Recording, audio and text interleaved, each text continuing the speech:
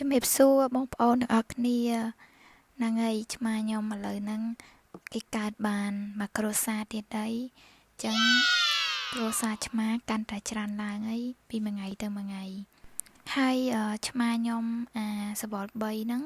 វាឈ្មោះប៊ីនប៊ីន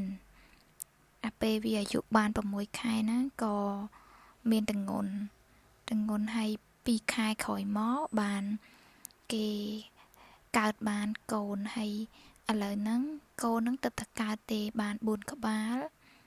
សបល់3 2ក្បាលហើយពណ៌សបល់ទឹកក្រូច2ក្បាលហើយមកដល់ថ្ងៃនេះគេកើតបាន4ថ្ងៃឯងបងប្អូនប៉ុន្តែគេរៀងតូចដែរអត់សូវថ្លោះហ្មងដែរប៉ុន្តែខ្ញុំចង់ចែកម្លែកបទពិសោធន៍ទៅកាន់បងប្អូនទាំងអស់គ្នាអាពេលឆ្មាទងន់ហ្នឹងពេលវាចិត្តកើតហ្នឹងវាបញ្ចេញអាការៈអីខ្លះចឹងណាអាពេលវាចិត្តកើតហ្នឹងសង្កេតឃើញពោះរបស់វាហ្នឹងដូចថាកូនប្រះខ្លាំងធាក់ខ្លាំងស្ទាបទៅស្ទាបប៉ះចំក្បាលឆ្មាតូចហ្នឹងហើយនឹងវាប្រះខ្លាំងហើយបន្ទាប់មកមុនកើត2-3ម៉ោងហ្នឹងគឺវាចាប់ផ្ដើមហើរកកាយ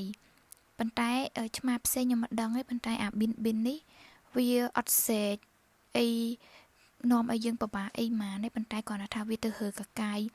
ហៅកន្លែងសម្រាប់កើតចឹងដូចជាសបកកេះឬក៏ក្រុមទូខអាវកន្លែងណាដែលរៀងឆ្អៀតល្ងិតដែលវាគិតថាវាអាចលាក់កូនបានហ្នឹងណាហើយទៅវាក៏ចាប់ផ្ដើមសងំនៅកន្លែងហ្នឹង